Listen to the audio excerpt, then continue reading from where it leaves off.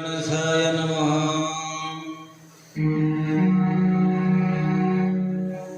दीनायकं गुरुर्भानो ब्रह्मा विष्णु महेश्वरा सरस्वती प्रणमादौ सर्वकार्यसिद्धये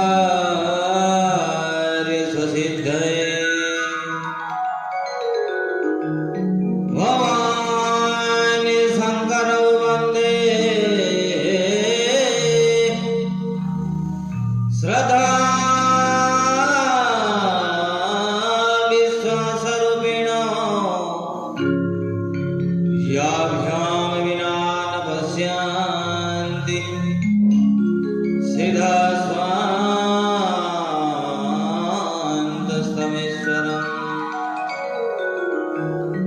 गजाननं भूतं गणाधिसेवितं कपिध्वजम्बो फलचारो भक्षणम् उमासुतं सुखं विनाशकारकं नमामि विघ्नेश्वरपादपङ्कजम्। यत्र यत्र रघुनाथकीर्तनं तत्र तत्र कृतमस्तकाञ्जलिं बाष्पवारि परिपूर्णलोचना मारुतिं नमतः राक्षसान्तका मारुतिं नमतः राक्षसान्तकम्।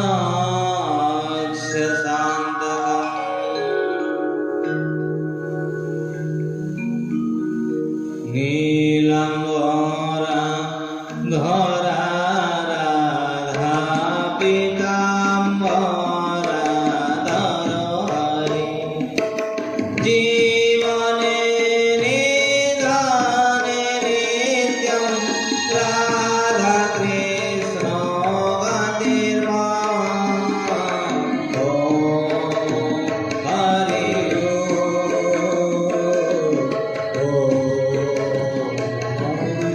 हरि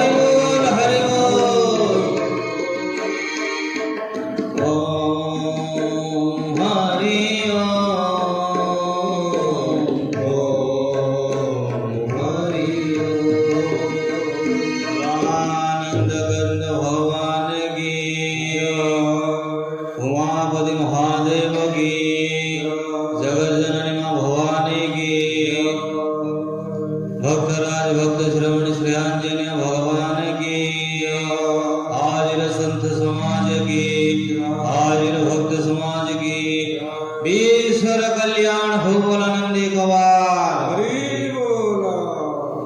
अनंत आनंद कोटि ब्रह्मांडर नायक व्रत चालक व्रज कालक रसराज रसिकेन्द्र मौली श्री कृष्ण सरकार भगवान कृष्णंकर अल्लाह शक्ति जगत जननी मां राधिका महारानी परम वैष्णव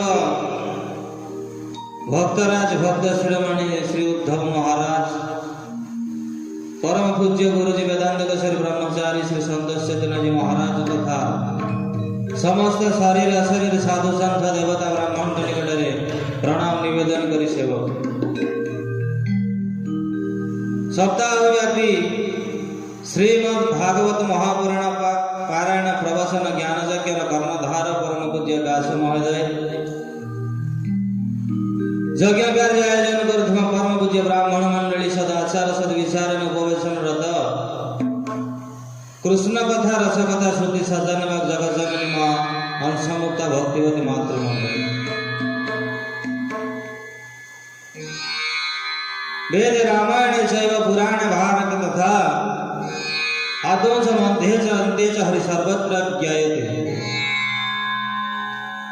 वेद रामायण पारायण प्रवचन ज्ञान यज्ञ प्रारंभ रे मध्य रे अंतरे हरि नाम कीर्तन यह होची वैदिक निर्यास कारण ये युग धर्म हेउचंती नाम संकीर्तन श्रीमद् भागवत महापुराण अंतिम श्लोक रे सुखदेव गोस्वामी कहउचंती हे राजा परीक्षित तुम्हें सबु किछि करि सारिलणी वर्तमान आ गोटिए जिंस बाकी अछि ताहाई केवल कर परीक्षित पचारले गुरुजी कोन करबी नाम संकीर्तन यस्य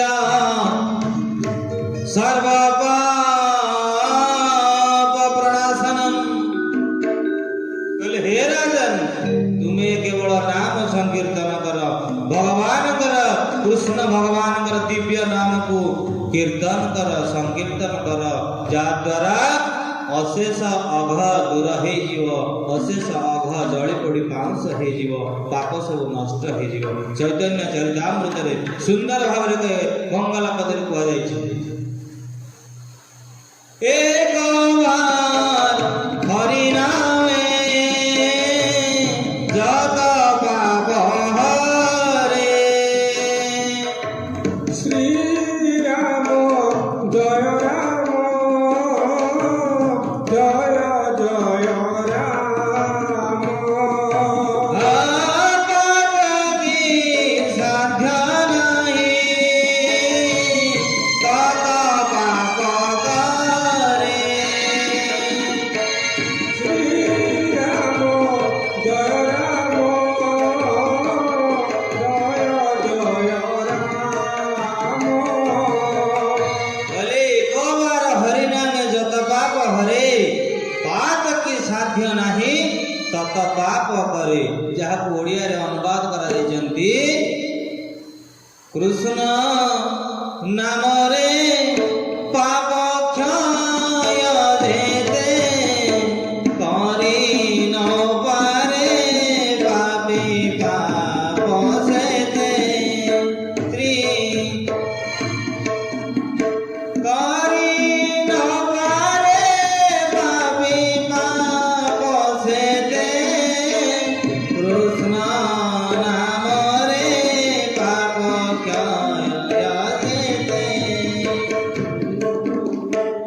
बोले कृष्ण नाम रे पाप क्षय देते भगवान कृष्णकर नाम को स्मरण करने द्वारा जेति की पाप क्षय हो जाए जड़े पापी जीवन काल भितर चेष्टा करी मध्य सेतिकी पाप अर्जन करि पारे नाही बोलानंद कंद भगवान की कारण शास्त्राकार माने कहउछंती एको भी कृष्ण से यद्गत प्रणाम दशवास मेधि न बहुते न मूल्य दशवास मेधि से पुनरेव जन्म कृष्ण प्रणाम न पुनः भवाय बोले भगवान कृष्ण को थरे जे प्रणाम करे से 10टी अश्वमेध यज्ञर फल जहा ताकू अर्जन करे आउ 10टा द्वारा तुमर जन्म पुणी थरे हेई पारे किंतु कृष्ण प्रणाम न पुनः भवाय कृष्ण को प्रणाम करने द्वारा आउ जन्म हेबा को पड़े नहीं। ओडिया भागवतकार से कहले केवल नाम संकीर्तन करी रे मुक्तिर कारण। गोविंद गोविंद गोविंद मधुरुचि मकरंद। बोले केवल नाम संकीर्तन करी रे मुक्तिर कारण ब्राह्मण आदिचारी वर्णे करिवे नाम संकीर्तन। कृष्ण मूर्ति भगवान केवल नाम संकीर्तन। श्री रामचरितमानस संत शिरोमणि गोस्वामी सुंदर भाव कहते संसार समुद्र पार हेबा पाई भगवान रामंकर नाम कीर्तन होची। भगवानंकर नाम होची नाभ सदृश ए संसार समुद्र पार हेबा कली जोगे केवल नाम आधारा। श्री राम जय राम जय जय राम। कली जोगे केवल नाम आधारा। संकट मोचन जय हनुमान। सुमिरि सुमिरि नार उतराई पारा। श्री राम जय राम जय जय राम। सुमिरि सुमिरि नार उतराई पारा। श्री राम जय राम जय जय राम।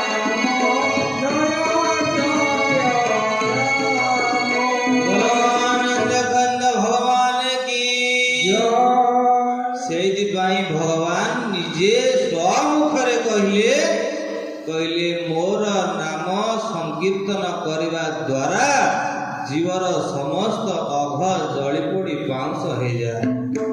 जहां वेद ठार आरंभ करी पारायण प्रवचन रामायण भागवत जोठी देखिए नाम को श्रेय कर जाइछि। कारण ये कली जुग धर्म होचंती नाम संकीर्तन।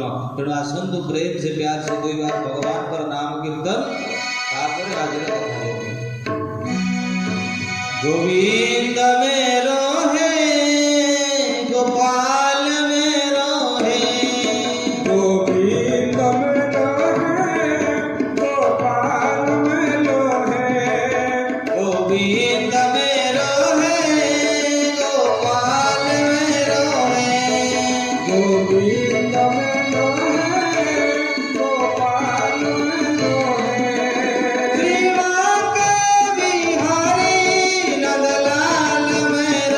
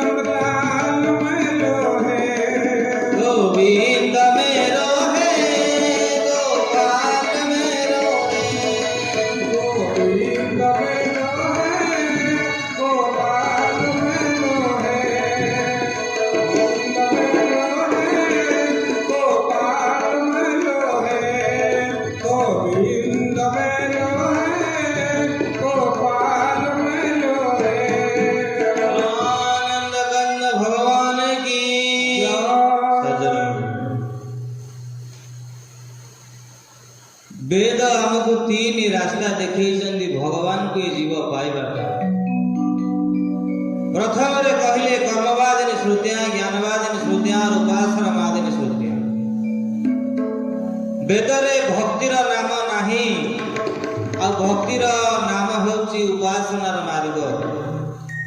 ବେଦ ଭିତରେ ଭକ୍ତି କୋଉଠି ସ୍ଥାନ ନାହିଁ। ଯେମିତି ବେଦାନ୍ତ ଛାତ୍ରମାନଙ୍କୁ ବ୍ରହ୍ମସୂତ୍ର ଅଛି, ବେଦାନ୍ତ ଛାତ୍ରମାନଙ୍କ ପାଇଁ ଯେମିତି ବ୍ରହ୍ମସୂତ୍ର ତିଆରି କରାଯାଇଅଛି, ଠିକ ସେମିତି ଭକ୍ତମାନଙ୍କ ପାଇଁ ନାରଦ ଭକ୍ତି ସୂତ୍ର ଅଛି।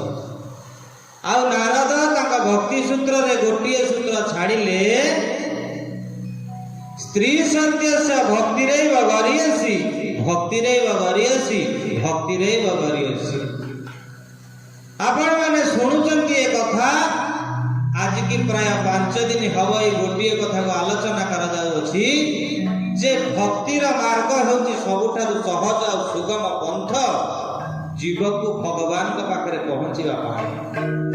କିନ୍ତୁ ଭଗବାନ କହନ୍ତି ଯେ ଆମେ ସବୁ ଦେବେ ଚାହିଁଲେ କେନ ଭକ୍ତି ଦେବାର କାତର ହୁଏ। ମୁଁ ଭକ୍ତି ଏତେ ସହଜରେ କାହାକୁ ଦିଏ ନାହିଁ। କାରଣ ଭକ୍ତି ଭକ୍ତ ଭଗବନ୍ତ ଗୁରୁ ଚତୁର ନାମ ବପୁ ଏକ। ଭକ୍ତି ଭକ୍ତ ଭଗବାନ ଆଉ ଗୁରୁ ଏ ଚାରିଟା ନାମ ହେଲା ପରେ ମଧ୍ୟ ତତ୍ତ୍ୱତଃ ଇଏ ହେଉଛନ୍ତି ଏକ। ଅର୍ଥାତ୍ ଯିଏ ଭକ୍ତି ସିଏ ହିଁ ଭକ୍ତ, ସିଏ ହିଁ ଭଗବାନ ଆଉ ସିଏ ହିଁ ଗୁରୁ। ଯୋଉଥିପାଇଁ ଭଗବତକାର ସୁନ୍ଦର ଭାବରେ କହନ୍ତି, ଭଗବାନ ନିଜେ କହିଲେ ଆଚାର୍ଯ୍ୟ ମାର୍ଗ ବିଜାନିୟାତ୍, କହିଲେ ମୁଁ ନିଜେ ହଉଛି ଆଚାର୍ଯ୍ୟ, ଅର୍ଥାତ ମୁଁ ହିଁ ନିଜେ ହଉଛି ଗୁରୁ। ମୁହିଁ ବସାଇ ଗୁରୁ ଦେହେ ଅଭିନବ ଗୁରୁ ବିନା ମୋହେ। ଗୋବିନ୍ଦ ଗୋବିନ୍ଦ ଗୋବିନ୍ଦ ମଧୁବରୁଚି ମକରନ୍ଦ। କହିଲେ ମୁଁ ଯିଏ ଗୁରୁ ହଉଛନ୍ତି ସିଏ, ଭକ୍ତି ହଉଛନ୍ତି ସିଏ, ଭକ୍ତ ହଉଛନ୍ତି ସିଏ। ଆପଣ ମାନେ ଯେତେ ଯେତେ ମହାପୁରାଣ ପଢିବେ, ଯେତେ ପୁରାଣ ଯିବେ, ରାମାୟଣ ଦେଖନ୍ତୁ, ମହାଭାରତ ଦେଖନ୍ତୁ, ଭାଗବତ ଦେଖନ୍ତୁ, ସବୁଠି ଭକ୍ତିକୁ ଶ୍ରେୟ କରାଯାଇଅଛି। କାରଣ ଭଗତି କେ ସାଧନ କହଉଁ ବଖାନି। ଶ୍ରୀରାମ ଜୟ ରାମ ଜୟ ଜୟ ରାମ। ସୁଗମ ପନ୍ଥ ମୋହି ପାବଇ ପ୍ରାଣୀ। ଶ୍ରୀରାମ ଜୟ ରାମ ଜୟ ଜୟ ରାମ। କହିଲେ ଭଗତି କେ ସାଧନ କହଉଁ ବଖାନି। ଭକ୍ତିର ମାର୍ଗ ହେଉଛି ସବୁଠାରୁ ସରଳ ଆଉ ସୁଗମ ପନ୍ଥ, ମୋହି ପାବଇ ପ୍ରାଣୀ। ବୋଲ ଆନନ୍ଦ କନ୍ଦ ଭଗବାନ କି କାରଣ ଭକ୍ତି ସେଇମାନଙ୍କ ପାଖରେ ଆସି ପହଞ୍ଚିବ। ଆଉ ଆପଣ ବ୍ରହ୍ମାଣ୍ଡରେ ଯେତେ ଭ୍ରମଣ କଲେ ମଧ୍ୟ ଭକ୍ତି ପାଇପାରିବେ ନାହିଁ, ଯୋଉ ପର୍ଯ୍ୟନ୍ତ ଭଗବାନ ନିଜେ ନ ଚାହିଁଛନ୍ତି ଯେ ମତେ ପାଉ ବୋଲି, ସେ ପର୍ଯ୍ୟନ୍ତ ଭକ୍ତି ସିଏ କାହାକୁ ଦିଅନ୍ତି ନାହିଁ। କହିଲେ ମୁଁ ସବୁ କିଛି ଦେଲା ବାଲା, କିନ୍ତୁ ଭକ୍ତି ଦେଲା ବେଳକୁ ମୁଁ ଟିକେ ପଛ ଘୁଞ୍ଚା ଦିଏ। ନାରଦ ସେଇଥିପାଇଁ ତମ ଭକ୍ତି ସୂତ୍ରରେ ନାରଦ ଛାଡ଼ିଲେ ଭକ୍ତିରେ ଗରିୟସୀ। ଭକ୍ତି ହେଉଛି ସବୁଠାରୁ ଗରିଆ। କାରଣ ଜଣେ ସ୍ୱୟଂ ସିଦ୍ଧ ଆଉ ଜଣେ ସାଧନ ସିଦ୍ଧ। କାଲି ଆପଣମାନେ ଶୁଣିଥିଲେ ଏ କଥା, ବ୍ରହ୍ମାଣ୍ଡେ ବୁଲିତେ କୌନ ଭାଗ୍ୟବାନ ଜୀବ, ବିନୁ କୃଷ୍ଣ ପ୍ରସାଦେ ତ ପାଏ କୃଷ୍ଣ ଭକ୍ତି ଲତାର ବୀଜ। କହିଲେ ବ୍ରହ୍ମାଣ୍ଡରେ ଭ୍ରମଣ କରିବା ଦ୍ୱାରା କେହି କେହି ଭାଗ୍ୟବାନ ମଣିଷ ଉପରେ ଭଗବାନ କୃପା କରିକି ଭକ୍ତିକି ଦେଇଥାନ୍ତି। ଅହେତୁକି କୃପା ଦ୍ୱାରା ଭଗବାନ ଯାଚି ହେଇକି ଭକ୍ତି ଦେଇଥାନ୍ତି। ସେ ବ୍ରହ୍ମାଣ୍ଡରେ କେତେ ଜଣଙ୍କ ଭିତରେ ଜଣିଏ, ଆଉ ତାଙ୍କ ଭିତରେ ମଧ୍ୟ ଜଣେ ଅଛନ୍ତି, ଜଣେ ଜଣେ ଯୋଉମାନେ ସ୍ୱୟଂ ସିଦ୍ଧ ମା ଗର୍ଭରୁ ଭକ୍ତିକି ପାଇକି ଆସିଛନ୍ତି ବା ଗୁରୁ କୃପାରୁ ସେ ଅନନ୍ୟ ଭକ୍ତିକି ପାଇଛନ୍ତି। କାରଣ ଭକ୍ତି ପାଇଗଲା ପରେ, ଭକ୍ତି ଆସିଗଲା ପରେ ଆଉ ଅନ୍ୟ ଆଡ଼ିକି ଚେତା ଯାଏ ନାହିଁ। ଶ୍ରୀମଦ୍ ଭଗବତ ଗୀତା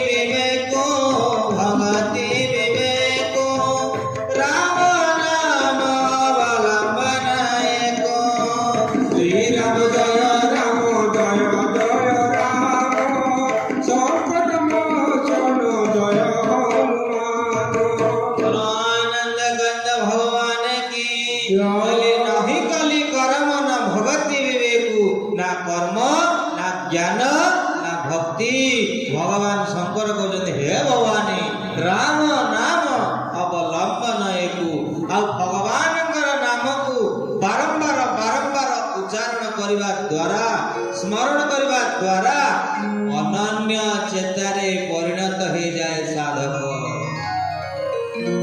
ଆଉ ଅନନ୍ୟ ଚେତା ହେଇଗଲା ପରେ ଆଉ ବାହ୍ୟ ଜଗତ ଆଡକୁ ଦୃଷ୍ଟି ଯାଏ ନାହିଁ। ଯାହାର ଜ୍ୱଳନ୍ତ ଉଦାହରଣ ହଉଛନ୍ତି ଗୋପୀମାନେ। ଗୋପୀମାନେ ସମସ୍ତେ ବ୍ରଜର ନାରୀମାନେ ଅନନ୍ୟ ଚେତା। ନାରଦ ପଚାରିଲେ ଗୋପୀମାନଙ୍କରେ କଣ କରୁଛ? ଗୋପୀମାନେ କହିଲେ କାକୁଡି ତୋଳୁଛୁ। ନା ରେ କାକୁଡି କଣ ପାଇଁ ତୋଳୁଛ? ନା କହ୍ନେଇ ପାଖରେ ଭୋଗ ଲାଗେ, କହ୍ନେଇ କାକୁଡି ଖାଇବ। ଆରେ କହ୍ନେଇ କି କାକୁଡି କାହିଁକି ଦବ? ତୁମେ କହ୍ନେଇଟା ଛୋଟ ପିଲାଟା, ତାକୁ କଣ ପାଇଁ ଭୋଗ ଲଗୁଛ? ସେ କଣ ଭଗବାନ? ନାରଦ ପଚାରୁଛନ୍ତି। ଗୋପୀମାନେ କହୁଛନ୍ତି ନାରଦ, କୃଷ୍ଣ ଭଗବାନ ନୁହଁ ତ ଆଉ କିଏ?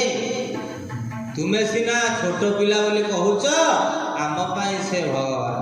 ଆଉ ତାରି ପାଇଁ ଆଜି କାକୁଡି ତୋଳା ହଉଛି, ସେ ଖାଇବ। ନାରଦ କହିଲେ ଆରେ ଶୁଣ, କେତେ କେତେ ଦେବାଦେବୀ ଅଛନ୍ତି, 33 କୋଟି ଦେବାଦେବୀ ଅଛନ୍ତି, ତୁମେ ତାଙ୍କ ପାଖରେ ଭୋଗ ଲଗଉନ। ଗୋପୀମାନେ ପ୍ରଶ୍ନ କଲେ ଆଚ୍ଛା ନାରଦ, ତୁମେ କୃଷ୍ଣଙ୍କ ବ୍ୟତୀତ ଆଉ ଦେବାଦେବୀ ଅଛନ୍ତି ବୋଲି ଜାଣିଛ ତ? ନା ହଁ। ଗୋପୀମାନେ କହୁଛନ୍ତି ବାବାଜୀ, ଆମେ ସେତିକି ମଧ୍ୟ ଜାଣିନାହୁଁ। ବୋଲୋ ନନ୍ଦକାନନ ଭଗବାନ କି ଜୟ। ଗୋପୀମାନେ କହୁଛନ୍ତି ଯେ ସେ କୃଷ୍ଣ ହିଁ ଆମ ପାଇଁ ସବୁ କିଛି।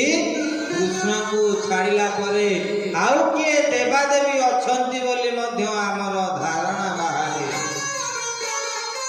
ସେତେବେଳେ ନାରଦ କହିଲେ ଅନନ୍ୟ ଚିନ୍ତୟତେ ମାମ୍ ଯେ ଜନ ପରିପାସତି, ଯେଉଁ ଜନ ମତେ ଅନନ୍ୟ ଭାବରେ ଚିନ୍ତା କରେ, ସିଏ ହିଁ ମୋର ଭକ୍ତିକୁ ପାଇବା ପାଇଁ ଯୋଗ୍ୟ ହେଇଯାଏ। ଆଉ ସେତେବେଳେ ତାରି ଅଧୀନ ହେଇଯାଏ ନାରଦ, ଯେତେବେଳେ ଭକ୍ତି ପଳେଇ ଆସେ କୋଉ ଜୀବ ପାଖରେ। ଭାବ ବଳରେ ଭକ୍ତି ବଳରେ ହିଁ ଭକ୍ତର ଅଧୀନ ମୁଁ ହେଇଯାଏ ଯୁଗେ ଯୁଗେ। କାରଣ ମୁଁ ସବୁବେଳେ ଭକ୍ତର ଅଧୀନ। ମୁଁ କଥା ଦେଇଛି ଯେ ବୃନ୍ଦାବନ ପରିତ୍ୟଜ୍ୟ ପାଦ ଏବ ନ ଗଚ୍ଛାମି। ମୁଁ ବୃନ୍ଦାବନକୁ ଛାଡ଼ିଲା ପରେ ପାଦଟିଏ ମଧ୍ୟ କୁଆଡେ ଯାଏ ନାହିଁ। ଆଉ ଭକ୍ତିର ଚରମ ନିଦର୍ଶନ ହେଉଛନ୍ତି ଗୋପ ନାରୀମାନେ। ଆଉ ଆଜି କୃଷ୍ଣ ଭଗବାନଙ୍କର ଜନ୍ମ ପରେ ତାଙ୍କର ଉପବିତ ସଂସ୍କାର ହେଇଛି ଗୁରୁ ଆଶ୍ରମରେ। ଉପନୟନ ସଂସ୍କାର ପରେ ଗୁରୁକୁଳ ଆଶ୍ରମରେ ଶିକ୍ଷା ଗ୍ରହଣ କରିଛନ୍ତି। କେତେ ଦିନ? 64 ଦିନ ରେ 64 ବିଦ୍ୟାକୁ ହାସଲ କଲେ ଭଗବାନ କୃଷ୍ଣ।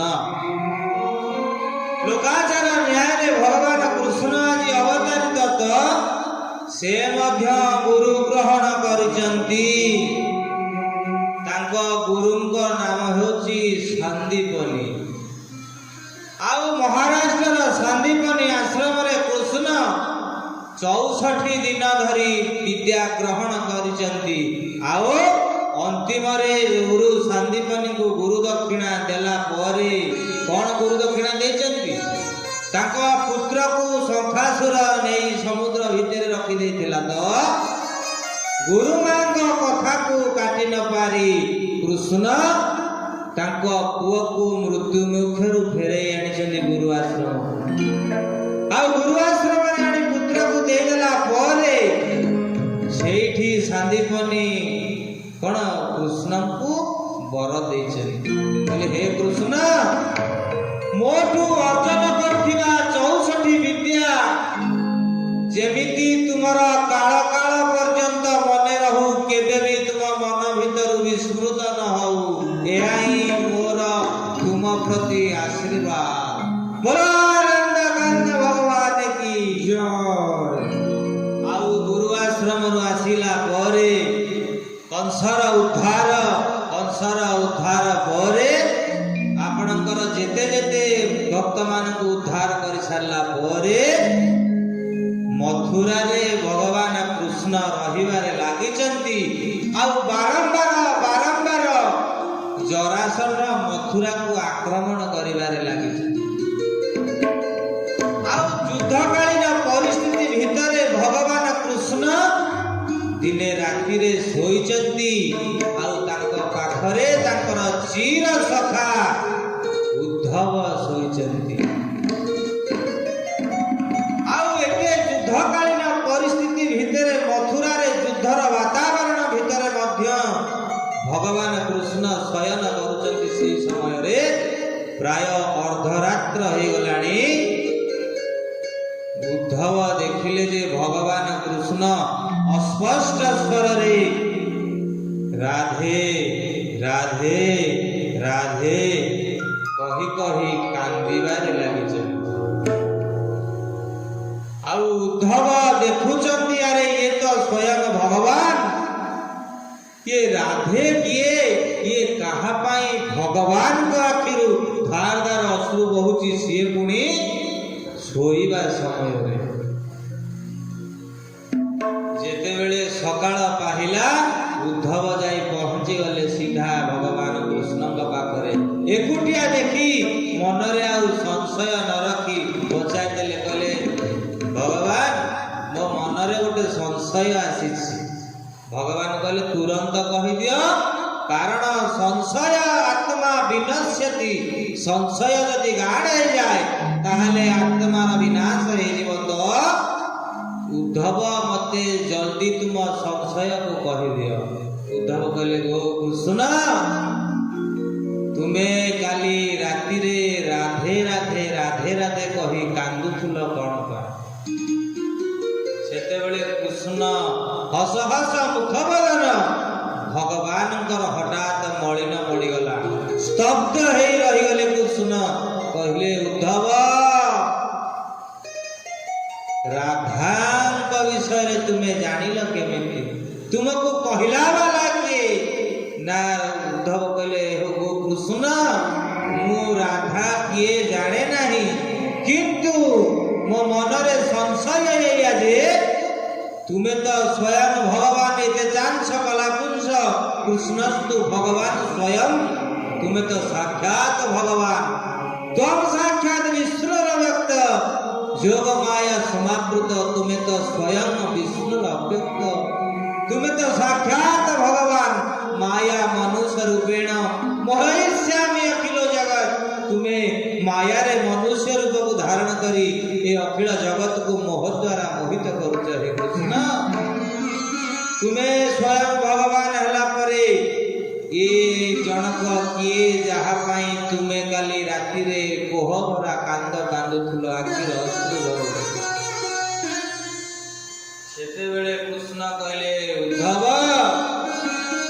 यदि राधा को जानिबा पाई इच्छा करुच ताहले तुमे गोप को जाओ आ भगवान मने मने चिंता कले एटा होची उत्कृष्ट समय मु छाड़ी चली आसीथिबा गोपपुर रे वर्तमान सेमाने मो विरह रे केमिति अछंती ताहा जानिबा हेउची मोर प्रथम कर्तव्य आउ एहा होची उत्कृष्ट समय मो सखा उद्धव को सेठिकी मो पठेइबा पाई आ उद्धव भगवान कृष्ण को कहउचंती कहले हे कृष्ण मान तव विरह काले हे कृष्ण मु तुम विरह रे मुहूर्ते भी बंची पारिबी नाही कारण तुमे निजे कहि देच मोहर भाई हल पानी लक्ष्मी जे मोहर घरणी मोर भाई हल पानी लक्ष्मी मो घरणी आत्मा मोर पशुपति ब्रह्मा जे मोर नंदन ए समस्ते मोर निजर हे पारि नाहंती रे उद्धव जेतिकी तू मोर प्रिय आउ एमाने केही सेतिकी प्रिय नुहंती तो परी केही नुहे समा तुझे मोहर प्रियतमा गोविंद गोविंद गोविंद साधु कारुणी तेणु उद्धव कहले भगवान हे कृष्ण मु तुमको छाड़ी गोटे मुहूर्त रही पारिबी नाही आ तुमे गोप को पठेवा पई स्थिर करूछ मते मु बंचिबी केमिति सेतेबेले कृष्ण कहले उद्धव राधा किए जानिया पई इच्छा अछि तो उद्धव स्तब्ध हे गेले कहले हे कृष्ण अरे जहार विरह रे भगवान कांदी पारंती सेई प्रेम मूर्ति जनकु मु टिके दर्शन करबी तो निश्चित हे कृष्ण आपण को छाड़ी जीवाटा तम पई नियम बहुत कष्टदायक हव विरह यंत्रणा देव किंतु मु टिके सेई प्रेम मूर्ति राधा महारानी की देखिबा पई चाहूछि आ उद्धव जाई गोपपुर रे पहुंची आ संध्या समय गड़ी गड़ी जाउची रथ रे बाहरी की पळेचंती उद्धव प्रातः समय रे ठीक संध्या समय रे जाई वृंदावन रे पहुंचुचंती उद्धव महाराज आउ सेपटे गोचालन गोपालक माने गोवस्था मानंकु धरी फेरुथांती गोपपुर आडको जंगल ठीक सही समय रे उद्धवଙ୍କ रथ को देखिदेले किए मधुमंगल देखिदेले आ उद्धव आसुचंती गोपपुर आडको जमुना नदी कूଳରେ देखुचंती जे आउ ए जमु मते भगवान जो गोपपुर कथा कहितिले एटा बोधे सेई गोपपुर नुह कारण भगवान कहितिले गोपरे अहरह अनवरत प्रेमर वर्षा हुए बोली भक्तिर वर्षा हुए गोपरे आउ संपूर्ण वातावरण रे मलय पवन खेलुथाए सबुले गोपरे आ जमुनार कुळु कुळु नाद आउ नाही सते जेमिति जमुना स्थिर होई जाइछि सेतेबेले उद्धव कहउचंदी हे मने मने भाबुचंदी कहले हे माधव मु ए कोन देखुची जे आउ कोइली माने मध्य गुणगान करू नाहंती संध्या समय रे गोवस्था मानकर आउ पद चिन्ह भी देखा जाउ नाही आउ से सिरी बोधे आउ नाही गोपपुर रे मु अलगा कुआडे चली आसिली कि एही मोरारे कुंज विहारे प्रणत कृपाल जनबंधो प्रणत कृपाल जनबंधो एही मुरारे कुंज विहारे प्रणत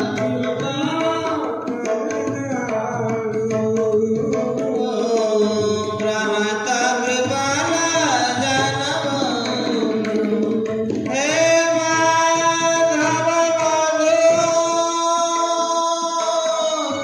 मधुरे वरेण्य माधव मधुरे वरेण्य केशव दृढ़ सिंधु केशव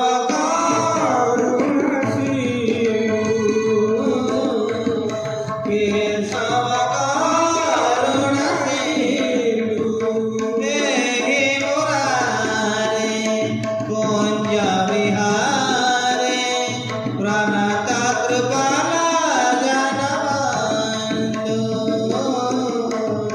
प्रणत कृपाल जनबंधो शून्य कुसुमासन निह कुंजे शून्य केली कदम्ब आदि केली कदम्ब शून्य भଳି ଲାଗୁଛି ଆଉ शून्य कुसुमासन निह कुंजे ସବୁ କିଛି शून्य ଭଳି ଲାଗୁଛି ଠିକ ସେହି ସମୟରେ ମଧୁମଙ୍ଗଳ କହୁଛନ୍ତି କହିଲେ ହେ ଗୋ ବାଳକ ମାନେ ଗୋପ ବାଳକ ମାନଙ୍କ ସାଙ୍ଗରେ ଆସୁଛନ୍ତି ଆଉ କହୁଛନ୍ତି ଦେଖ ଦେଖ ଆରେ ଗୋଟେ ରଥଟିଏ ଆସୁଛି ସୁଦାମ ପଚାରୁଛନ୍ତି ଆରେ କୁଆଡୁ ରଥ ଆସୁଛି ସାର୍? ନା ଯମୁନା ତୀର ଆଡକୁ ଦେଖ ଗୋଟେ ରଥଟି ଆସିଛି। ମଧୁମଙ୍ଗଳ କହୁଛନ୍ତି ବୋଧେ ଆମ କହ୍ନେଇ ଆସିଲା କି? ସୁଦାମ କହୁଛି ଆରେ ଆଉ କଣ ଅଛି ଯେ ଏ ରଥ ପୁଣି ଆସିଛି? ଆରେ ଆସିଥିଲା ଗୋଟିଏ ରଥ, ଆଉ ଗୋପର ସମ୍ପୂର୍ଣ୍ଣ ସିରିକୁ ସେ ନେଇକି ଚାଲିଗଲା। ଆଉ ଏ ଗୋପରେ କଣ ଅଛି ଯେ ଏ ରଥ ଆସିଛି? କାରଣ ସେଦିନ ଅକ୍ରୂର ଆସିଥିଲେ ରଥରେ, ଆଉ ଭଗବାନ କୃଷ୍ଣଙ୍କୁ ନେଇକି ସାଥିରେ ଚାଲି ଯାଇଥିଲେ। ଆଉ ଭଗବାନ କୃଷ୍ଣ ଯାହାକୁ ଛାଡ଼ି ଦିଅନ୍ତି ସେ ସର୍ବହରା ହେଇଯାଏ ନ୍ୟାୟରେ। ସେଇ ଦିନ ଠାରୁ ଗୋପର ଶିରି ତୁଟି ଯାଇଛି। ମଧୁମଙ୍ଗଳ ଆରେ ଇଏ ରଥ ଆଉ କିଏ ଆସିଛି? ମଧୁମଙ୍ଗଳ କହୁଛି ସୁଦାମ ଏ ରଥଟି ନିଶ୍ଚିତ କୃଷ୍ଣ କହ୍ନେଇ ଆସିଛନ୍ତି ବୋଧେ ଜଣା ପଡୁଛି ଦୂରରୁ। ସୁଦାମ କହୁଛନ୍ତି ମଧୁମଙ୍ଗଳ ଆରେ ଇଏ ଯଦି ଆମ କହ୍ନେଇ ହେଇଥାନ୍ତା ତାହେଲେ ଏ ଗୋବତ୍ସା ମାନେ ଆଉ ଆମ ପାଖରେ ନ ରହି ସେ ରଥ ଚାରିପଟେ ପରିକ୍ରମା କରନ୍ତେଣି। ଇଏ ନିଶ୍ଚିତ ଆମ କୃଷ୍ଣ ହେଇ ନପାରେ, ଆଉ କିଏ ଚାଲ ଦେଖିବା। ପାଖରେ ଯାଇ ଯେତେବେଳେ ପହଞ୍ଚି ଯାଆନ୍ତି ଅବିକଳ କୃଷ୍ଣ ପରି ଦେଖିବାକୁ ସେଇ ପ୍ରତିମୂର୍ତ୍ତି ଜଣକ, ସେଇ ମଣିଷ ଜଣକ ଅବିକଳ କୃଷ୍ଣଙ୍କ ପରି ଚେହେରା। କେବଳ ପାର୍ଥକ୍ୟ ଭଗବାନ କୃଷ୍ଣଙ୍କର ମଥାରେ ମୟୂର ଚନ୍ଦ୍ରିକା ଆଉ ଉଦ୍ଧବଙ୍କ ମଥାରେ ନାହିଁ। ଏଇ ଗୋଟିଏ ପାର୍ଥକ୍ୟ, ନଚେତ ଉଦ୍ଧବ ଦେଖିବାକୁ ଯେମିତି ଭଗବାନ କୃଷ୍ଣ ଦେଖିବାକୁ ସେମିତି। ଆଉ ପଚାରିଦେଲେ କହିଲେ କିଏ ତମେ? ଉଦ୍ଧବ କହୁଛନ୍ତି ମୁଁ ହଉଛି ତୁମ କୃଷ୍ଣର ସଖା। କୁଆଡେ ଆସିଛ? ନା ମତେ ଭଗବାନ କୃଷ୍ଣ ପଠେଇଛନ୍ତି। ତାଙ୍କ ବିରହରେ ତୁମେ ମାନେ କେମିତି ଅଛ, ତୁମେ ଭଲରେ ଅଛ କି ନାହିଁ ମୁଁ ବୁଝିବା ପାଇଁ ଟିକେ ଆସିଛି। କଣ ବାର୍ତ୍ତା ଦେଇଛନ୍ତି? ନା ସେ ଭଗବାନ ସବୁ ଜାଗାରେ ବିଦ୍ୟମାନ, ଶହେ ସକଳ ଘଟେ ନରହରି, ତୁମେ ତାଙ୍କ ବିରହରେ ନିଜକୁ କଷ୍ଟ ଦିଅ ନାହିଁ। କଥାବାର୍ତ୍ତା ହେଇ ହେଇ ଉଦ୍ଧବ ଯାଇକି ପହଞ୍ଚି ଗଲେ କୋଉଠି? ନନ୍ଦ ରାଜାଙ୍କ ଘର ସମ୍ମୁଖରେ ପହଞ୍ଚିଗଲେ। ଆଉ ଅବିଚଳ ନୟନରେ ନନ୍ଦ ମହାରାଜ ଦେଖୁଛନ୍ତି। ହା କୃଷ୍ଣ ବୋଲି ବିଳାପ କରୁଛନ୍ତି। ଠିକ ସେଇ ସମୟରେ ରଥରୁ ଅବତରଣ କରି ଉଦ୍ଧବ ଯାଇ ପହଞ୍ଚିଗଲେ, ପ୍ରଣାମ କରିଦେଲେ ପାଦକୁ ଧରି। ଯଶୋଦା ପୁତ୍ର ବିରହରେ ଅନ୍ଧୁଣୀ ପ୍ରାୟ ହେଇଗଲେଣି, ଆଉ ଦେଖାଯାଉ ନାହିଁ ଆଖିକି ଠିକ ସେ। ନନ୍ଦରାଜାକୁ କହୁଛନ୍ତି ସ୍ୱାମୀ କିଏ? ନା ଇଏ ତ ଅବିକଳ ଆମ କହ୍ନେଇ ପରି ଦେଖିବାକୁ, ବୋଧହୁଏ କହ୍ନେଇ। ଯଶୋଦା କହୁଛନ୍ତି ସ୍ୱାମୀ ଇଏ କେବେ ବି ଆମ କହ୍ନେଇ ହେଇ ନପାରେ। ଯଦି ଆମ କହ୍ନେଇ ହେଇଥାନ୍ତା ତାହେଲେ ଇଏ ଆମ ପାଦକୁ ଧରି ନମସ୍କାର କରିନଥାନ୍ତା, ଇଏ ଆମକୁ ଛାତିରେ ଆଲିଙ୍ଗନ କରିଥାନ୍ତା। ପ୍ରଥମେ ପଚାରିଦେଲେ ନନ୍ଦ ମହାରାଜ, କହିଲେ କିଏ ତମେ? ନା ମୁଁ କୃଷ୍ଣଙ୍କର ସଖା। କୁଆଡେ ଆସିଛ? ନା ଆପଣଙ୍କ ଘରକୁ ଆସିଛି, କୃଷ୍ଣ ପଠେଇଛନ୍ତି ମତେ। ତାଙ୍କ ବିରହରେ ସେ ଯିବା ଦିନ ଠାରୁ ଆଜି ପର୍ଯ୍ୟନ୍ତ ଗୋପର ହାଲଚାଲ ବୁଝିବା ପାଇଁ ମୁଁ ଆସିଛି। କଣ ସମ୍ବାଦ ଅଛି ନନ୍ଦରାଜା କୁହ? ଆଉ ଅତିଥି ଆସିଲେଣି ତ। ନନ୍ଦରାଜା କହୁଛନ୍ତି ଯଶୋଦା ଉଦ୍ଧବ ଆମ ପୁଅର ସଖା, ଆଉ ପୁଅର ସଖା ମାନେ ଆମର ପୁଅ ଭଳି, ଆଉ ଆସିଛନ୍ତି ତ ଟିକେ ଝଡାଝଡି କରିଦିଅ ବିଛଣା, ଉଦ୍ଧବ ବସିବେ। ସେତେବେଳେ ଉଦ୍ଧବ ଦେଖୁଛନ୍ତି, ଆଶ୍ଚର୍ଯ୍ୟ ହେଇଗଲେ। ନନ୍ଦରାଜାକୁ ପଚାରୁଛନ୍ତି ଆଚ୍ଛା ନନ୍ଦରାଜା ଆପଣଙ୍କର ରାଜା ଘର ତ? ନା ହଁ। ନା ରାଜା ଘରେ ଆଜି ବିଛଣା କଣ ପଡିଛି, ଏପଟ ସେପଟ ହେଇକି ଝଡା ଯାଏ ନାହିଁ? ଅତିଥି ଆସିଲା ପରେ କହୁଛନ୍ତି ଝାଡିବା ପାଇଁ। କଥା କଣ? ନା ରେ ଯାହା ପାଇଁ ଏ ବିଛଣା ସବୁଦିନ ସବୁ ମୁହୂର୍ତ୍ତରେ ଝଡା ଯାଉଥିଲା, ସେ ତ ଆମକୁ ପର କରି ଚାଲିଗଲା, ସେ ତ ଆମ ଠାରୁ ଦୂରେଇ ଗଲା, ଆଉ ଏ ବିଛଣା କାହା ପାଇଁ ଝଡା ହବ?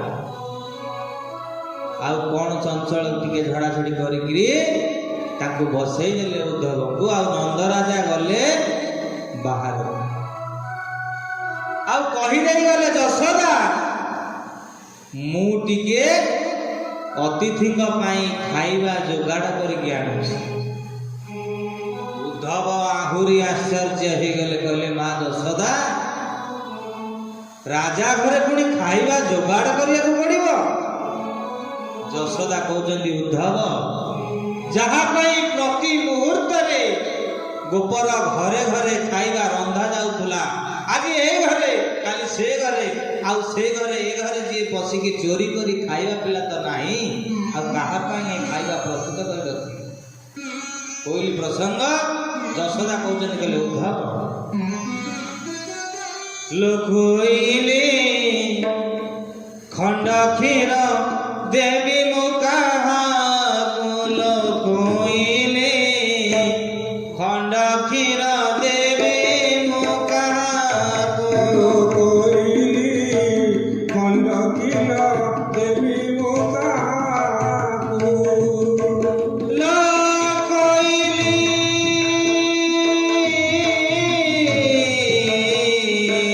ଖଣ୍ଡ କ୍ଷୀର ଦେବି ମୁଁ କାହାକୁ, ଲୋକଇଲେ ଖଣ୍ଡ କ୍ଷୀର ଦେବି ମୁଁ କାହାକୁ, ଖାଇବାର ପୁତ୍ର ଗଲା, ଖାଇବାର ପୁତ୍ର ଗଲା ମଥୁରାପୁର କୁଲ କହିଲେ ଖଣ୍ଡ କ୍ଷୀର ଦେବି ମୁଁ କାହାକୁ, ଲୋକଇଲେ ଖଣ୍ଡ କ୍ଷୀର ଦେବି ମୁଁ କାହାକୁ।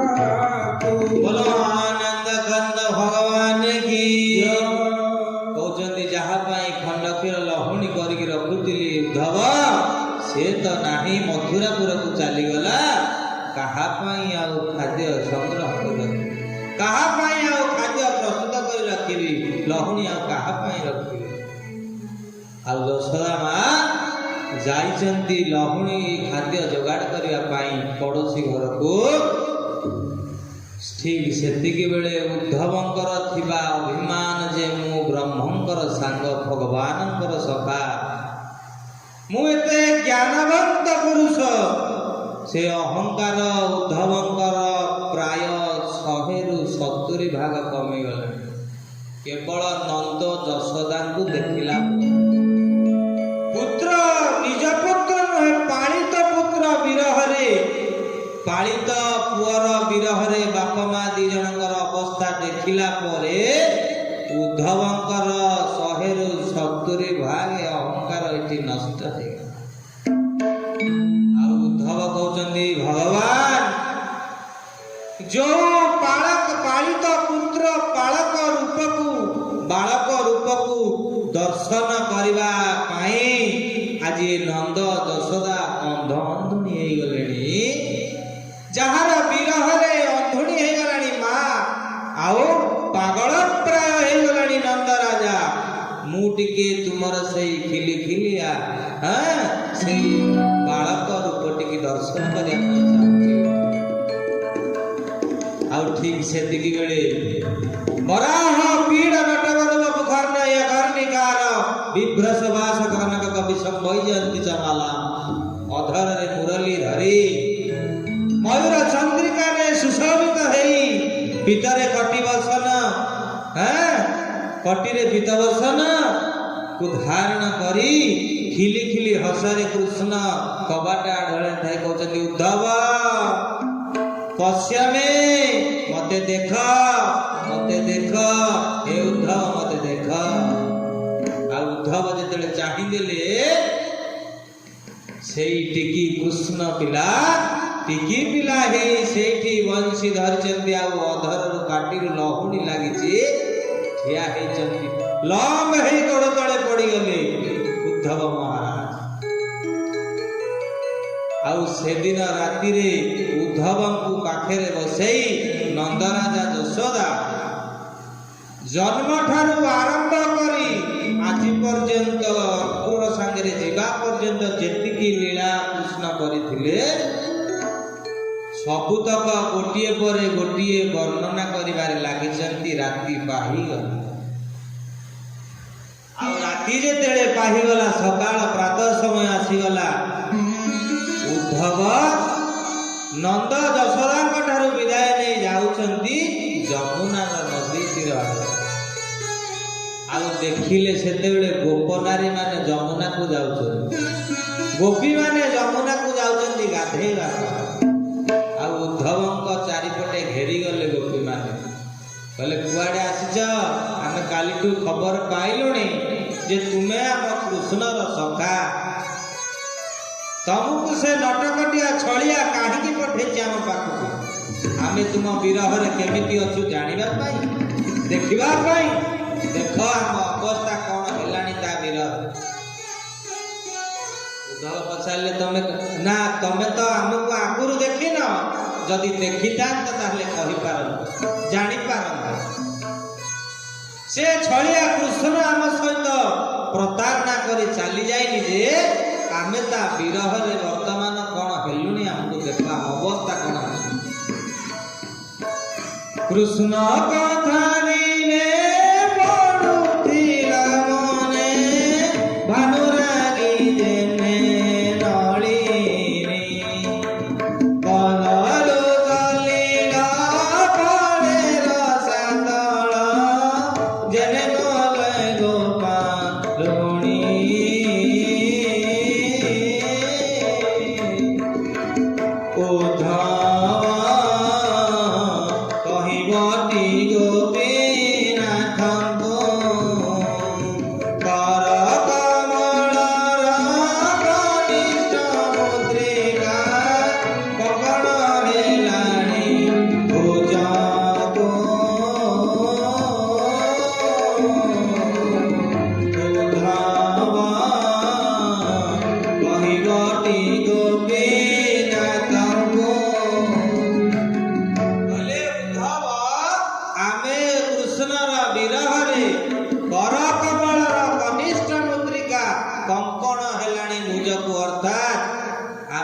विरहरे झड़की एमिति कंटा हो गले सेतेबेले उद्धव कहउचंती गोपी मानक कहले अच्छा सुन राधा की गोपी माने कहले जदि गो वृंदावन रे कृष्ण को पाइबार इच्छा अछि कृष्ण को दर्शनाभिलाषी अछ ताहले राधांक पाखरे प्रथमे पहुंचीबा को पड़िबो ठीक जेमिति भगवान रामंक दरबार को जिए जीव हनुमानंक पाखरे प्रथमे पहुंचीबा को पड़े ठीक सेमिति वृंदावन रे कृष्ण को पाइबा पाई हेले प्रथमे राधांक पादरे शरण पसिबा पाई आउ उद्धव कहउचंदी गोपी माननको मु टिके से राधा महारानी की देखिबा पाई चाहूछि कारण से राधांक पाई उद्धव आज गोपरे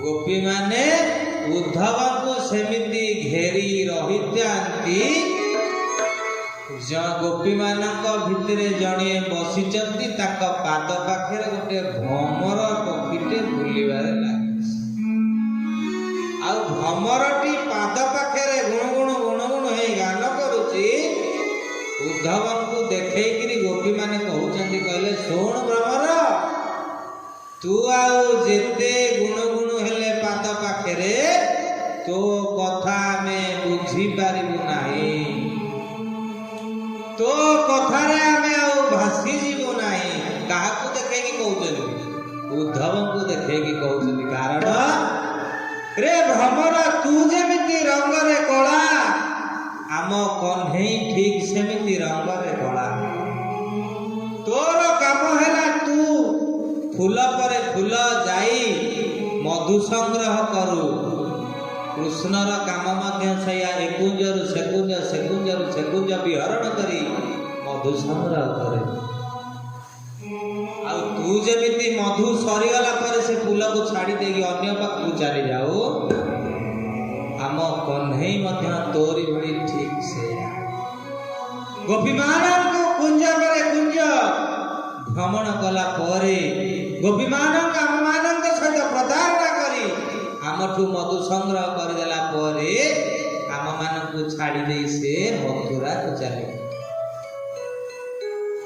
ସେତେବେଳେ ଭ୍ରମର ଗୁଣଗୁଣ ଗାନ କରୁଛି କାହା ପାଦ ତଳେ? ରାଧାଙ୍କ ପାଦ ତଳେ। ଉଦ୍ଧବ ପଚାରିଲେ, ଗଲେ ଗୋପୀ ମାନଙ୍କୁ କହିଲେ, ତୁମେ ଏ ଭ୍ରମରକୁ ଦେଖେଇକିରି କହୁଛ କାହା ପାଇଁ ଆଉ କାହା କଥା କହୁଛ? ଗୋପୀ ମାନେ କହିଲେ, ତୁମେ ରାଧାକୁ ଦେଖିବା ପାଇଁ ଇଚ୍ଛା କରୁଥିଲ ତ? ଦେଖ, ଏଇ ଜଣକ ହଉଛନ୍ତି ସେଇ ରାଧା। ଆଉ ଯେତେବେଳେ ଉଦ୍ଧବ ଯାଇକି ରାଧାଙ୍କ ପାଖରେ ପହଞ୍ଚି ଯାଇଛନ୍ତି, ରାଧା ପ୍ରାୟ ନିର୍ଜୀବ ବତ୍ ବସିଛନ୍ତି। ସେ ଭ୍ରମର ସେମିତି ପାଦ ପାଖେ ଗୁଣ ଗୁଣ ହଉଛି। କଥାବାର୍ତ୍ତା ମଧ୍ୟ ରାଧା କରୁନାହାନ୍ତି।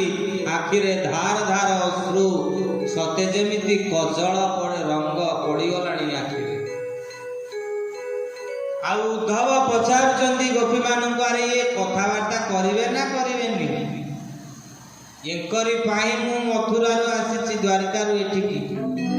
ମଥୁରାରୁ ମୁଁ ଆସିଛି ଗୋପକୁ, ଏଇ ଜଣକ ପାଇଁ କେବଳ। ଇଏ କିଛି କହିବେ ନା କହିବେନି? ନା, କୃଷ୍ଣ ଯିବା ପର ଯୋଉ ଦିନ ଠାରୁ ଯାଇଛନ୍ତି ସେଇଦିନ ଠାରୁ ଆଉ ଇଏ ମୁହଁ ଖୋଲି ନା।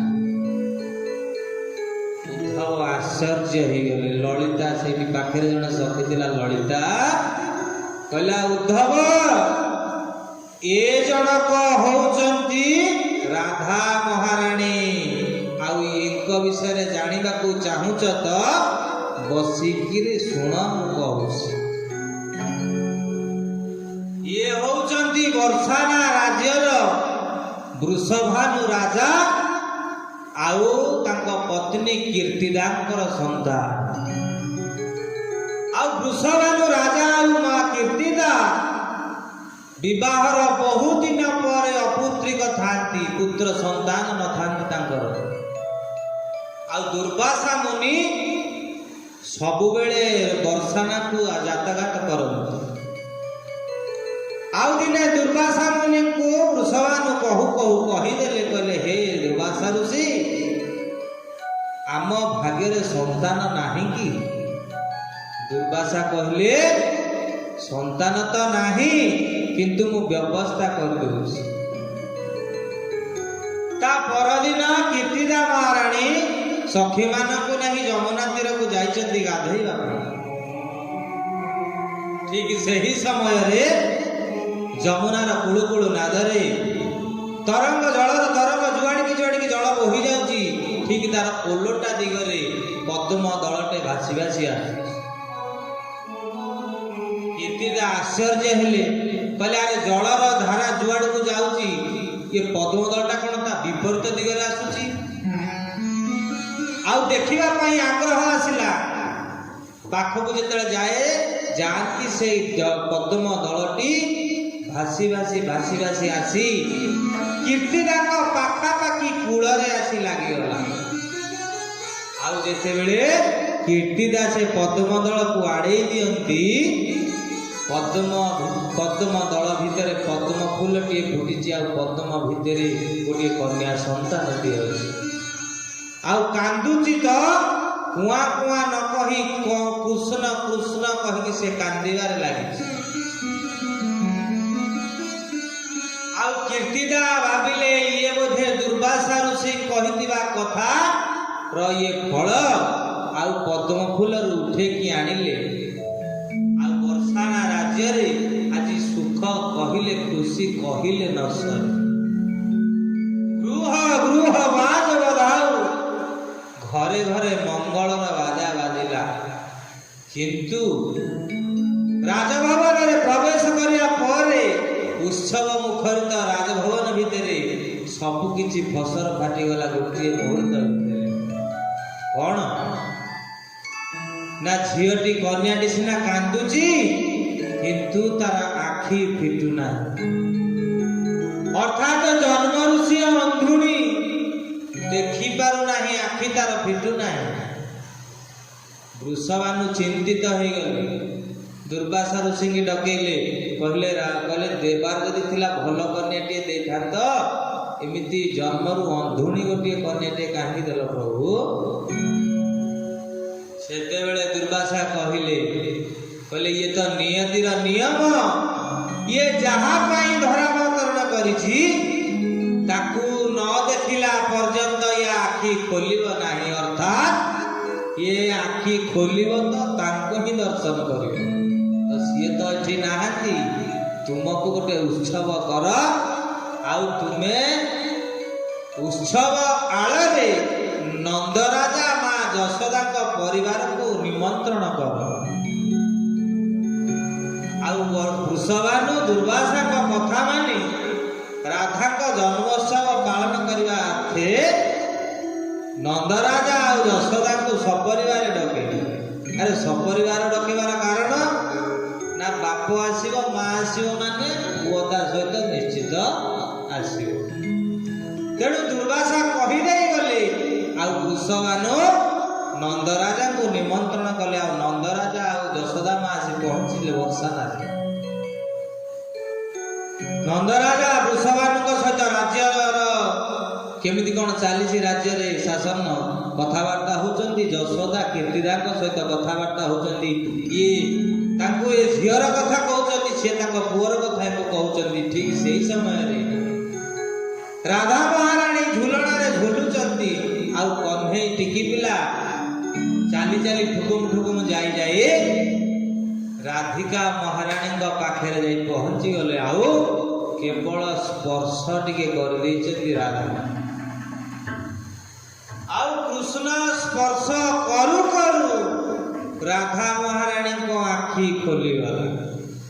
ଆଉ ରାଧା ଆଖି ଖୋଲିଲେ ତ କାହାକୁ ଦର୍ଶନ କଲେ? ପ୍ରଥମେ ବାଳ କୃଷ୍ଣଙ୍କୁ ଦର୍ଶନ କଲେ। ବୋଲାନନ୍ଦ କନ୍ଦ ଭଗବାନ କି ଜୟ। ଚନ୍ଦ୍ର କଚାରୁ ମୟୂର ଶିଖାଣ୍ଡକ মেদর মুদিত বেশ, মেদর মুদিত বেশ। চন্দ্র কচারু ময়ূর শিখাণ্ডক মণ্ডল বলয়িত কেশ, মণ্ডল বলয়িত কেশ। প্রচুর পুরন্দর ধনুরানুরাজিত, প্রচুর পুরন্দর ধনুরানুরাজিত। মেদর মুদির সুবেশ, মেদর মুদির সুবেশ, মেদর মুদির সুবেশ। চন্দ্র কচারু ময়ূর শিখাণ্ডক মণ্ডল বলয়িত কেশ, মণ্ডল বলয়িত কেশ।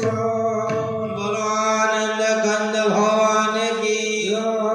ଆଉ ରାଧା ମହାରାଣୀ ଆଖି ଖୋଲିଲେ ତ ଚନ୍ଦ୍ର କଛାରୁ ମୟୂର ଶିଖଣ୍ଡକ କଳା ମେଘ କଳା ବର୍ଣ୍ଣର କୃଷ୍ଣ କଳା ରଙ୍ଗ ତ କଳା ମେଘରେ ଯେମିତି ଇନ୍ଦ୍ରଧନୁ ପଡେ, ଠିକ ସେମିତି ଏ ମଣ୍ଡଳ ବଲୟିତ କେଶ, ଏ କୁଞ୍ଚୁ କୁଞ୍ଚିଆ କେଶ ଭିତରେ ଠିକ ଇନ୍ଦ୍ରଧନୁ ଭଳି ମୟୂର ଚନ୍ଦ୍ରିକା ଖଞ୍ଜା ଯାଇଛି। ଆଉ ଜନ୍ମ ହବାର ପ୍ରଥମ ଆଖି ଖୋଲିଲେ ତ ଦର୍ଶନ କଲେ କାହାକୁ?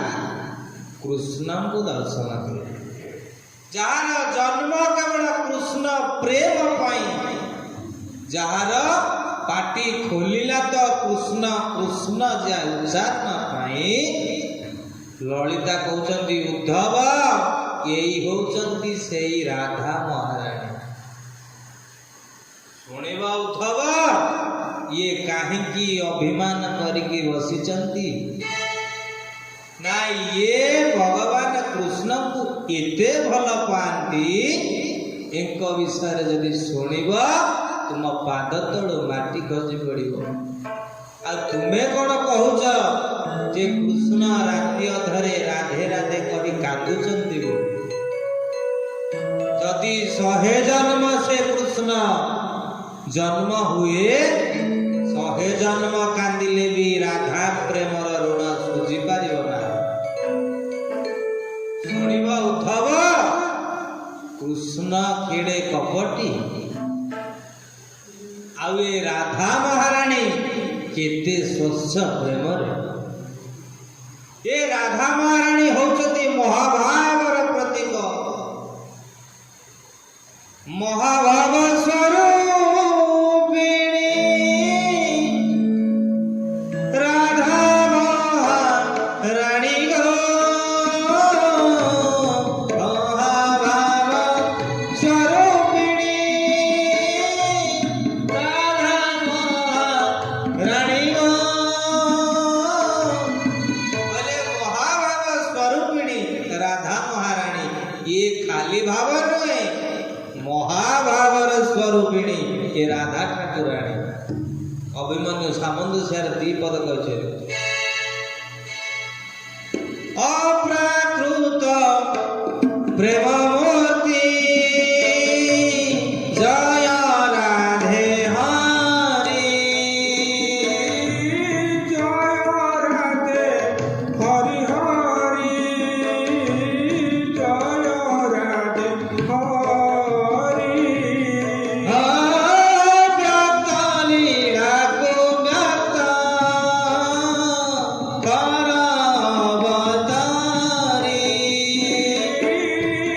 करब तरि प्रभु करब तरि बोले अपराध प्रेम मूर्ति जय राधे हरि ये राधा और कृष्णଙ୍କର भाव होची अप्राकृत प्रेम। एक प्रेम रे कपट नाही आओ भगवान निजे कहले कहले गो राधे आगे राधा पछे मुही कपट भावरे एक बीजवे निपाळ तहिर मध्यरे हरे कबीज बेनिफाळ तहिर मध्यरे। कहले आगे राधा पछे मुही भगवान कृष्ण कहले मु आगे जाए ना कारण राधा होचंती आगे राधा पछे मुही लंपट भावरे भगवान कृष्ण कहले मु लंपट भली राधा पछे पछे जाए। आ आम प्रेमर स्वरूप केमितिया राधा कृष्ण प्रेम उद्धव एक बीज बेनी फाल गोटे मंजी दी फाल जहा ये राधा तमर से कृष्णकर शरीर होची ठीक से। बोलो आनंद कंद भगवान की। आ उद्धव सुनिब राधा महारानी की कथा देचंदी आज कृष्ण ओ राधे मु तुम कुंज को आज आसीबी रात्रिर अर्धरात्र समय। आ राधा महारानी चाहि बसिचंती कुंजरे अपेक्षा करिचंती मो कृष्ण कहिचंती माने आज मो पाखकु निश्चित आसी। आ रात्रिर अर्ध समय घड़ी चतुर्थ प्रहर आसी पहुंची गलानी से पर्यंत कृष्ण आसी पारु नाहंती बा आसीना। आ राधा अपेक्षा करी करी विरह वेदना को सही न पारी क्रोध जर्जरित हेई बसिचंती ठीक सेही समय रे कपाट ठक ठक ହେଲା।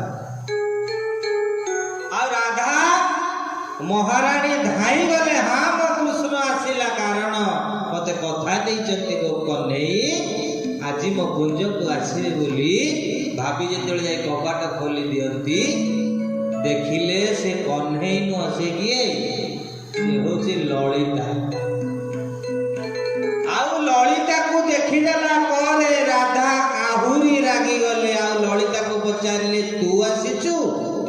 ललिता कहूची आ तू एते आश्चर्य हेलो तो आखि कहीं एते झाड़ कौन तो मुह कहीं एते झाड़ नाड़ हो जाए तो आखि दीटा फुली जाए कौन पे ललिता को राधा कहते जाइलो आज मुझे कृष्णर मुह के दर्शन करी ना ना कहीं कौन है कि ना आज मत कथा जाइए आसवाई किंतु एपर्यंत आसिले ना ललिता कहूँ राधा मुझे कहबी तो पाद तल माटी खसी पड़ो ना कौन ना ना कुंजे कुंजे खोजिली से देखिली जाई चंद्रावली कुंजे विजय कले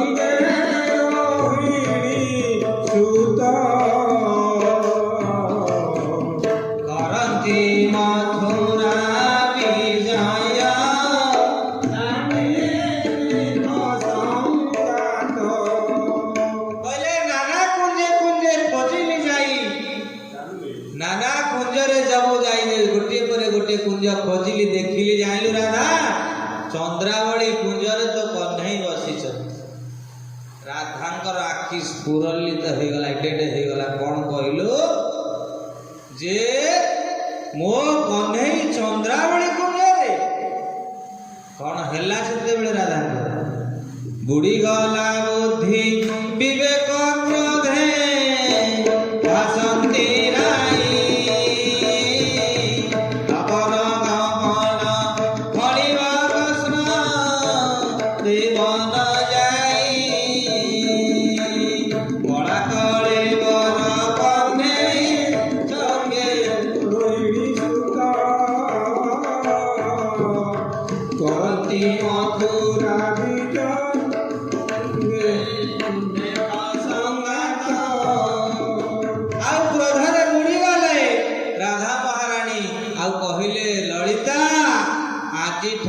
कृष्ण मुख दर्शन करवा मोर